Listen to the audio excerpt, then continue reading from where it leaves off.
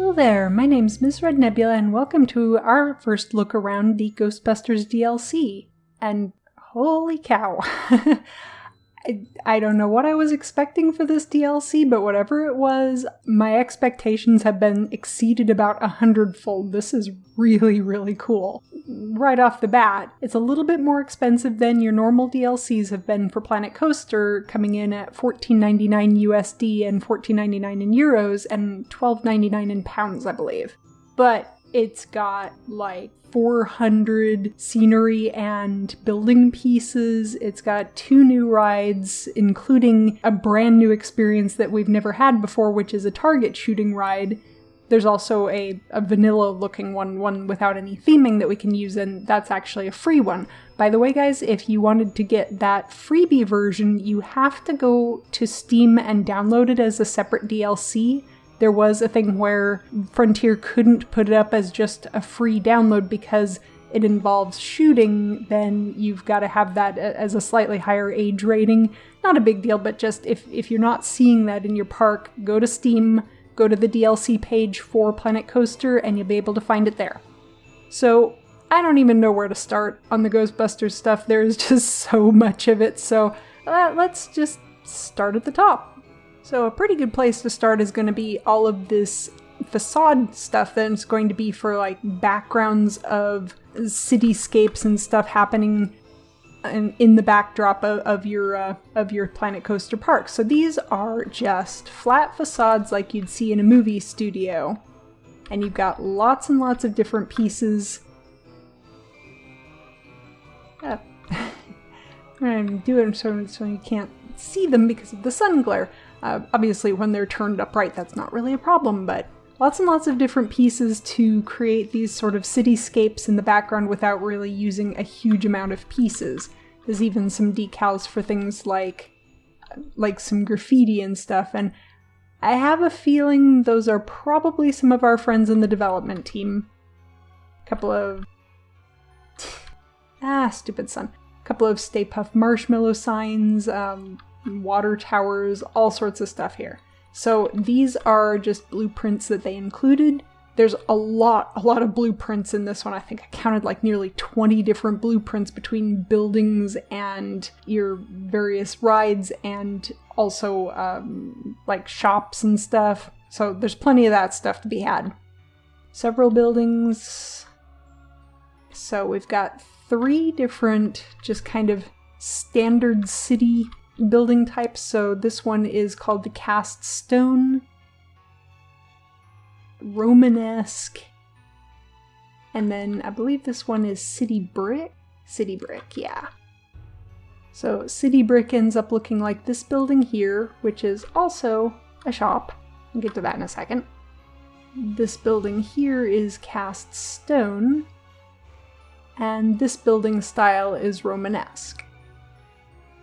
So here's kind of a shot of all of the different new building styles. So Romanesque in front here, then the City Brick back there, and Cast Stone back in the background.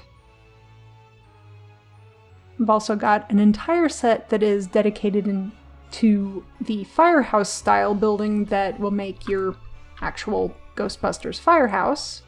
Like this guy here, which is of course a blueprint that you got available. There's also these 2 blueprints that are done in the Firehouse style, which one is a staff building and one is one of the Ecto Containment units. Now, Ecto Containment units are for special gameplay modes like the story mode with the Ghostbusters DLC, having ghost activity in your park, having characters that are walking around and catching the ghosts. They would take them to one of these Ecto Containment facilities to get rid of them. If you want that in just any park, you can also turn that on by going to the settings. You go under game, scroll all the way down, and you've got Ghostbuster features here, and your ghost activity multiplier, which just how frequently the ghosts appear and how strong they are. Apparently they can do all sorts of stuff like spooking your guests, messing up rides, all kinds of stuff. Also got a bunch of signage for your Ghostbusters itself, and then the Stay Puft Marshmallows, which is the new shop. All of their different signs, both in lit and non-lit forms, and then the canopy for going over the shop. one of the little swinging type signs, and some bits and bobs. Then you've got the building sets that are for Spook Central and Gozer's Temple at the top of the building, and of course a blueprint for that as well. Now, what did I say about terror dogs? Yeah, I'm a bit of a happy camper right now. And just to top it off, a church. You probably shouldn't step on it, that upsets people. We've also got 2 new rides for the Ghostbusters DLC. As expected, the Slimer ride is pretty much the same as the Wendigo and the Dragon ride that we already had in-game, but I've just got a really cool model of our Slimer here, and they also included a blueprint for a ride, I believe this one was called, Little Spud.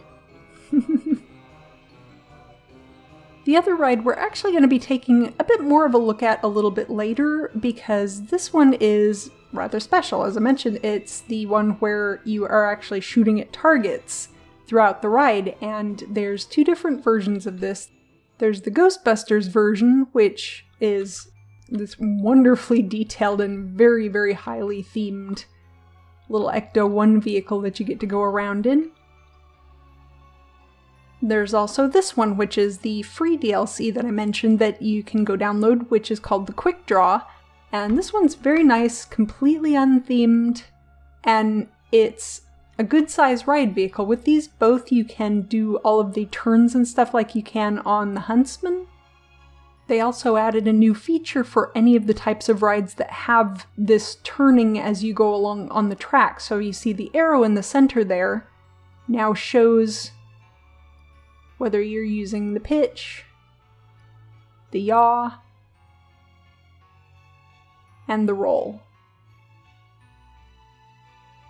The map we're on here is actually a new map that's not just for the Ghostbusters DLC, but it's available for everybody, and it includes a cityscape back in the background off to one side. It's got vehicles moving around, and it even has some pretty nice lighting at night here. So that's really cool.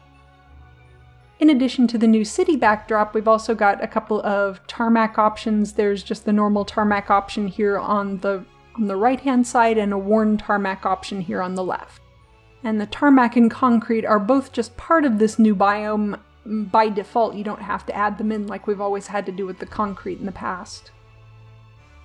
For the scenery pieces, we've got quite a bit here too. Lots of animatronics, several pieces that are generic enough that they can be used all sorts of places, and some stuff that's fairly specific to Ghostbusters, obviously, like your proton packs and the ghost traps and the PKE meters and all of that. Sedgwick Hotel, a round table with a really nice tablecloth, lots of wrinkles around the tablecloth, nice chair. Finally, we have some books that aren't floating around like mad. Couple of lights that are really nice, and then some bookshelves with and without books already added in. Beautiful chandelier. Really like that one. That's going to be useful in all sorts of things, not just Ghostbusters stuff, obviously. But then there's the very Ghostbusters specific stuff, like the Ecto 1 model, which they did a spectacular job recreating, I have to say. This is definitely Frontier's normal level of ridiculous, beautiful detail everywhere. I mean, the entire inside of the thing is fully detailed as well. And from what I understand, there's a version of this that will actually be able to drive around that gets unlocked after completing the story mode of this DLC, so that's something that we have to look forward to. Animatronics of all 4 of our guys, little celebrating versions, standing idle, and a couple of different versions where they are shooting the proton packs off. I don't think I've placed any of these so that the streams are crossed, so that's probably a good thing. Oh. And here's where I get really, really excited. There are so many little ghosties. I love these guys. You have just, they're kind of idle, lots of different versions. There's actually 9 different little ghosts, and they're all recolorable. Notice that they're also, when you see any of your triggerable objects that have this shooting ride thing on them, right now it's just some of the new targets that they added in, and then also the ghosts from the Ghostbusters DLC are all targetable things for the shooting rides. Unfortunately, we can't just use just any of our triggerable objects for that. It's just that specially, but I'll get to all of that stuff later.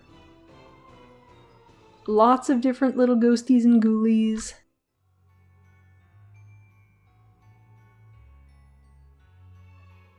Patrolling animations for all of them, and then a little scare animation for all of them. These guys look great, and in fact, they look even better when it gets dark. And you've got ones that have kind of a more of a fire animation. You've got the one that's got the sort of electricity animation, fire on this one here. I love these guys. They are so cool. And they're not so themed to Ghostbusters that they're not going to look really, really cool as just monsters in pretty much any kind of haunted ride. You know, you've got things like this popping up at you. That's going to be pretty freaky. So these are wonderful. These are pretty much my favorite part of the DLC right here. And of course, no Ghostbusters DLC is going to be complete without Slimer, and lots of slime as well. Slimer's got 7 different animations that he can do, and again, he looks really, really cool at night. So you remember when I mentioned I was really hoping that we had terror dogs? We have terror dogs! I mean, okay, so I know I said that the other ghosts were my favorite thing, but they are so cool, I love them. You've got both versions. You've got Zool, and you've also got the version name that I can never remember. Let's see. Vince. So, one thing that I thought was really neat about these that I just happened to notice is when they're disabled, they actually sit down. So it's not just a case of they freeze in place once their animation is finished. They sit down and then they get back up when they go to attack. How cool is that? Like, that's just next level. So it's really exciting to see some of the stuff that they're starting to do with these. Like how there's even an eye blink and all sorts on them. They look amazing. See, if I was doing this in the TMT, I couldn't have done anything even remotely this cool, so I'm really, really glad that these guys made it into the DLC. Because of course they were going to. They're fantastic. And all of the terror dogs are also available for the shooting ride as well. Just in case you weren't sure what to say if somebody asks if you're a god, say yes, because otherwise that's going to happen. There are 3 different versions of Gozer, including the version where they're shooting lightning and stuff. Really cool. And something else that, of course, no Ghostbusters park would be complete without: the Stay Puft Marshmallow Man. Now what's great about this is he is completely modular. All of the individual pieces that you can put together in whatever pose that you want. But that the head is animatronic. So you've got 2 different versions of the head. You've got the happy version and you've got the angry version. And both of them have these wonderful little animations to go along with them. There's also a few effects. A couple of fog effects. One very large one and one small one. Not really sure what differentiates these from the other fog effects that we have, with the exception that you do have a smaller emitter, which is kind of nice. And I guess if you don't have the spooky DLC, this is an opportunity for you to get a fog effect that is colorable. There's also this really great freaky purple lightning effect. And finally, this freaky swirly cloud effect. It comes from a very small emitter, so it's really easy to hide, and it could just start up without you really noticing that the emitter was there in the first place. It's a really, really cool effect. It looks great from above and below.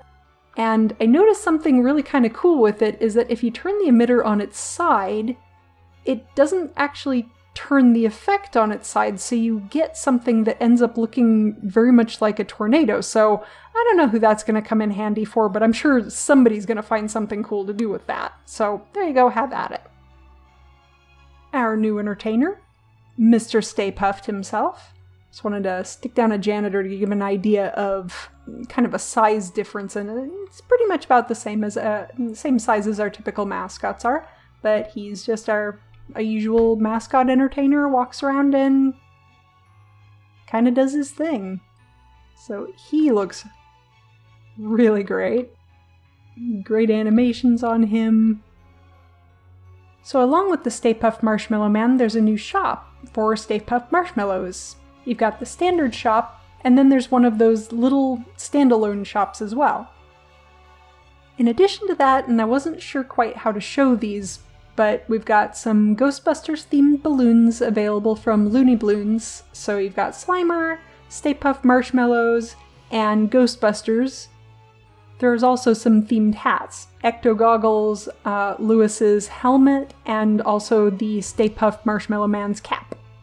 There's also some fun things that they mentioned in the update notes, like in the story mode, you actually have King Coaster and King Ghoster will both hum the Ghostbusters theme, and the janitor will whistle it as well.